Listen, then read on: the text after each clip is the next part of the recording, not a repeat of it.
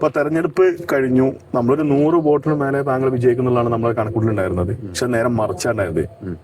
ഇപ്പൊ ശരിക്കും എന്താ തോന്നുന്നത്? ജനാധിപത്യമാണല്ലോ തെരഞ്ഞെടുപ്പ്. ജനാധിപത്യം എന്ന് പറയുമ്പോൾ ജയിക്കാനും തോൽക്കാനും ഒക്കെ സാധ്യതയുണ്ട്. അത് നമ്മളൊരു ഏത് പരിപാടിക്കും അതിന്റെ വിജയം, ഒരു ബിസിനസ് തുടങ്ങണമെങ്കിൽ തന്നെ അതിന്റെ വിജയവും അതിന്റെ പരാജയം അത് ടോട്ടൽ കണ്ടിട്ടാണ് നമ്മളത് ചെയ്യുക. അതുപോലെ തന്നെ രാഷ്ട്രീയം. ഇത് ജനാധിപത്യമാണ് നിങ്ങൾക്ക് വിശ്വസിക്കാൻ താല്പര്യമുണ്ടോ? ഈ നടന്നതൊക്കെ ജനാധിപത്യമാണോ? ജനാധിപത്യത്തിന് വിരുദ്ധമായിട്ടാണ് കാര്യങ്ങൾ നടന്നിട്ടുള്ളത്. ജനാധിപത്യം എന്ന് പറഞ്ഞാൽ ജനാധിപത്യം വിജയിച്ചിട്ടില്ല ഇവിടെ. പിന്നെ യഥാർത്ഥത്തിൽ ജനാധിപത്യം വിജയിച്ചിട്ടില്ല. അതാണ് എനിക്ക് വ്യക്തിപരമായിട്ട് പറയാനുള്ളത്. നമ്മൾ പലതവണ പ്രചരണ സമയത്ത് കണ്ടുമുട്ടിയതാണ്. അന്ന് VM നാണി എന്ന സ്ഥാനാർത്ഥി 2 കാര്യങ്ങളാണ് ഉറപ്പിച്ച് പറഞ്ഞിട്ടുള്ളത്. ഞാൻ എന്തായാലും വിജയിക്കും. ഞാൻ കോണ്ടാക്ട് എനിക്ക് അറിയുന്ന ഒരു കാര്യമാണ്, ഞാൻ ജയിച്ചു കഴിഞ്ഞാൽ ഈ പഞ്ചായത്തിൽ ഒറ്റ നടപ്പാതകൾ ഉണ്ടാവില്ല, ഫുൾ കോൺക്രീറ്റ് ആക്കുന്ന വാഗ്ദാനം ചെയ്തൊരാളാണ്. അപ്പൊ സ്വാഭാവികമായിട്ടും താങ്കൾ 100% വിജയിക്കുന്ന ഉറപ്പുള്ളത് കൊണ്ട് തന്നെയാണല്ലോ. ഈ വിധി ഫസ്റ്റ് കേട്ടപ്പോ എന്താ ശരിക്കും തോന്നിയേ? അല്ല, എനിക്ക് ഒരു അത്ഭുതം തോന്നിയില്ല. കാരണം ഞാന് തെരഞ്ഞെടുപ്പ് കഴിഞ്ഞ് വിജയിച്ചു കഴിഞ്ഞ സത്യപ്രതിജ്ഞന്റെ മുമ്പ് സ്വന്തം കോറിങ് ക്രഷർ നടത്തുന്ന ആളാണ് ഞാൻ. എന്നെ സംബന്ധിച്ച് സത്യപ്രതിജ്ഞന്റെ മുമ്പ് 3 റോഡ് എൻ്റെ സ്വന്തം ചെലവിൽ ഞാൻ നടത്താം എന്നുള്ളത് ശരിയാക്കി കൊടുക്കാമെന്ന് ഞാൻ വാഗ്ദാനം ചെയ്തിട്ടുണ്ട്. 5 കുട്ടികളെ കല്യാണം കഴിച്ച് പെൺകുട്ടികളെ കല്യാണം കഴിച്ച് കൊടുക്കാമെന്ന് ഞാൻ പറഞ്ഞിട്ടുണ്ട്. 3 കുടുംബങ്ങളെ ആൾറെഡി ഞാൻ മരണം വരെ ഏറ്റെടുക്കാന്ന് പറഞ്ഞിട്ടുണ്ട്. ഇപ്പം ഞാൻ തോറ്റാലും ഏറ്റെടുക്കും. അതിന് മാറ്റമല്ല, അതിനൊരു മാറ്റമല്ല. അത് ഞാൻ അച്ഛൻ മരിച്ച കുടുംബത്തിലെ 2 പെൺകുട്ടികളെ അവരുടെ വിദ്യാഭ്യാസം, അവരുടെ വസ്ത്രം, ആ കുടുംബത്തിന്റെ ചെലവ് കാര്യങ്ങളൊക്കെ എൻ്റെ വീട്ടിലേക്ക് വാട്സപ്പിൽ എന്ത് സാധനങ്ങൾ അയക്കുന്നോ അതുപോലെ അവരെ വീട്ടിലെ സാധനങ്ങൾ അയക്കാനും ആ കാര്യങ്ങൾ ചെലവിന് കൊടുക്കാനും ഒക്കെ ഇന്ന് 3 ഹിന്ദു സഹോദരന്മാരെ കൂട്ടത്തിലുള്ളവരെ ഞാൻ ഏറ്റെടുത്തിട്ടുണ്ട്. എൻ്റെ കുടുംബത്തിലെ പോലെ തന്നെ ഏറ്റെടുത്തിട്ടുണ്ട്. താങ്കൾ ഒരുപാട് ആഗ്രഹിച്ചൊരു വിജയമായിരുന്നു ഇത്തവണത്തേത്, അതിൽ തർക്കമൊന്നുമില്ല. ശരിക്കും ഇവിടെ VM നാണിനെ ആരാ ചതിച്ചത്? ജനങ്ങളാണോ പാർട്ടിയാണോ? പാർട്ടി ഒരിക്കലും ജയിച്ചില്ല, ജനങ്ങളും ജയിച്ചില്ല. എന്നാൽ ചില വ്യക്തികൾ ജയിച്ചിട്ട്. അത് പാർട്ടിയിലുള്ള ആളുകളല്ലേ? അങ്ങനെ പറഞ്ഞു. താങ്കൾക്കെതിരെ ഒരു അപരം നിന്നിട്ടുണ്ടായിരുന്നു. അയാളെ പേരെന്തായിരുന്നു? അഷ്റഫ് നാണി. അയാൾ എത്ര വോട്ട് നേടി? 42 വോട്ട് നേടി. ആ വോട്ട് അയാൾ നിന്നില്ലായിരുന്നെങ്കിൽ തീർച്ചയായും എനിക്ക് കിട്ടും. കാരണം എനിക്ക് 1-ാം ബൂത്തില് 17 വോട്ടാണ് അവർ പിടിച്ചത്. എനിക്ക് 1-ാം ബൂത്തിൽ 13 വോട്ട് ലീഡാ. ആ 17 കൂടി എനിക്കുള്ളതാണ്. ആ 17 പിടിച്ചത് കൂടി എനിക്ക് 30 വോട്ട് 1-ാം ബൂത്തിൽ എനിക്ക് ലീഡ് ഉണ്ടാവും. 2-ാം ബൂത്തിന് 44 വോട്ട് എനിക്ക് പുറകിലാണ്. അപ്പോൾ ആ 44 വോട്ട് പുറകിലാകുമ്പോൾ അവിടെ 25 വോട്ടിന്റെ അപരം പിടിച്ചിട്ടുണ്ട്. അപ്പോൾ എനിക്ക് അവിടെ 19 വോട്ടേ ഒരു ലീഡാവുള്ളൂ. അപ്പോൾ ഈ 30 19 കഴിച്ചാൽ ബാക്കി 11 വോട്ടിൽ നിന്ന് ഞാൻ ലീഡ് ചെയ്യും. വ്യക്തിയുടെ വീട് ശരിക്കും നാട്ടിലാണ്. ആള് വണ്ടൂർ കരുനാലപ്പടി നമ്മൾ അസർ പാറശ്ശേരിന്റെ തൊട്ടയൽവാസി. എന്തുകൊണ്ടായിരിക്കും ആൾ ഇവിടെ നിന്നുണ്ടാവുക? അതിനെക്കുറിച്ച് എനിക്ക് അറിയില്ല. നമ്മള് താങ്കൾക്ക് പറയാൻ ബുദ്ധിമുട്ടുണ്ടാവുന്ന എനിക്ക് നന്നായിട്ട് തരാം. ഈ വിഷയം ഇപ്പൊ നമുക്ക് എല്ലാവർക്കും അറിയുന്ന കാര്യം തന്നെയാണ്. ഇതിന് കാരണക്കാരനായ വ്യക്തിക്കെതിരെ നടപടി വേണമെന്ന് പാർട്ടിയിൽ ആവശ്യപ്പെടും. അയാൾ വിശകലനം നടത്തും. പാർട്ടിയിൽ ഞങ്ങൾ ഒരു അന്വേഷണമാണ് അന്വേഷണം കാര്യങ്ങളൊക്കെ ചർച്ച ചെയ്യും. എന്തായാലും ഒരു ഇതിനെക്കുറിച്ച് കൂടിയാലോചന യോഗം എന്തായാലും ഉണ്ടാവുമല്ലോ. ഈ ചെയ്ത് ശരിയായില്ലെന്ന് താങ്കൾക്ക് ഉറപ്പല്ലേ? തീർച്ചയായും. നമ്മൾ വഞ്ചിക്കാൻ പാടില്ല. ചതിയിൽ വഞ്ചന ഇല്ല എന്ന് പറഞ്ഞ മാതിരി നമ്മൾ ഒരിക്കലും ഒരാളെ ചതിക്കാനും വഞ്ചിക്കാനും പാടില്ല. ഞാൻ ഇതിൽ വിശ്വസിക്കുന്ന ആളല്ല. ഞാൻ നേരിട്ട് ചോദിക്കട്ടെ, എന്തുകൊണ്ടായിരിക്കും അങ്ങനെ സ്ഥാനത്തുള്ള സാഹചര്യം? എന്തായിരിക്കും? താങ്കൾ പഞ്ചായത്തിലേക്ക് വരരുത് എന്നുള്ളതാണോ? അതായിരിക്കാം. കാരണം എനിക്ക് അറിഞ്ഞോ അറിയാതെയോ ഞാൻ പഞ്ചായത്തിൽ മത്സരിക്കാൻ ആഗ്രഹിച്ച ആളല്ല. അതെ, ഞാൻ പറഞ്ഞല്ലോ, ഞാൻ ഒരിക്കലും 6-ാം വാർഡ് ജനറൽ സീറ്റാണ് ഈ മത്സരിക്കണമെന്ന് ആഗ്രഹിച്ച ആളാണ്. പക്ഷെ അത് അല്ല എന്ന് പറഞ്ഞോട് കൂടി ഞാനത് ഒഴിവാക്കി. പിന്നെ 5-ാം വാർഡ് ഇന്നെ നിർത്തുന്നത് ഞാൻ ആവശ്യപ്പെട്ടിട്ടില്ല.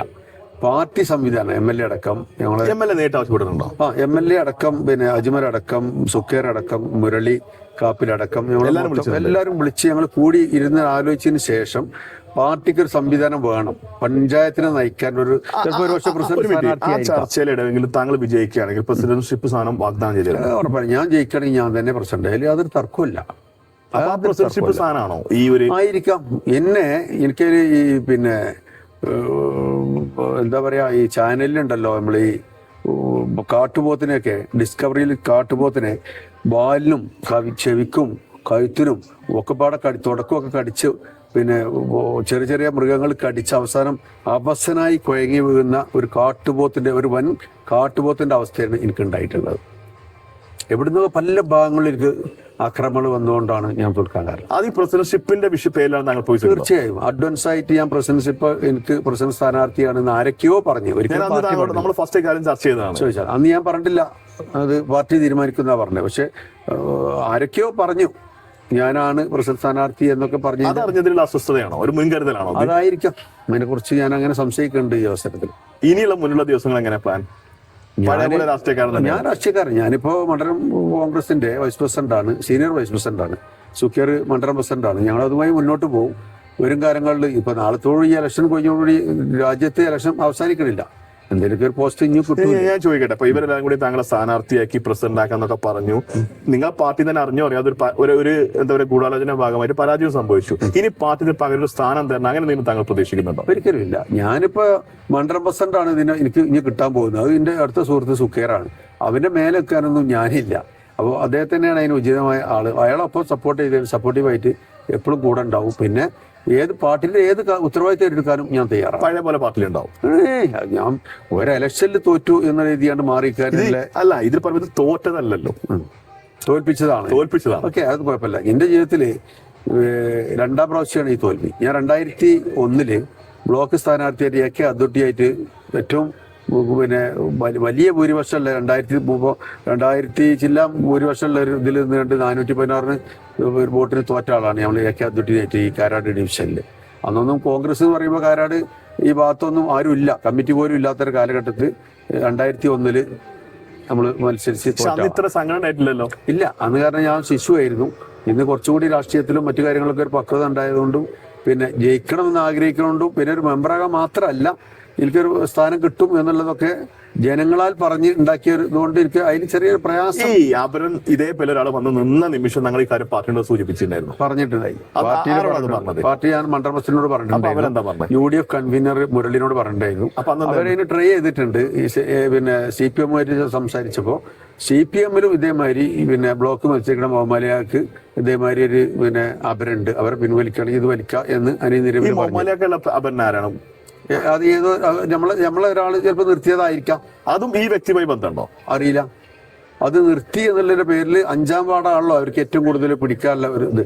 അതുകൊണ്ട് 5ാം വാർഡിൽ അവർ പിടിച്ചു എന്നുള്ളതാണ് ഞാൻ മനസ്സിലാക്കുന്നത്. ഇനിയിപ്പോ MLA നിർദ്ദേശം കണ്ടിരുന്നോ? ഇല്ല. MLA ഫോൺ വിളിക്കാൻ ശ്രമിച്ചിട്ടില്ലേ? ഇല്ല, ഫോണിൽ വിളിച്ചിരുന്നു. പിന്നെ പരാജയം എന്താണെന്നുള്ള MLAക്ക് മനസ്സിലായിട്ടുണ്ട്.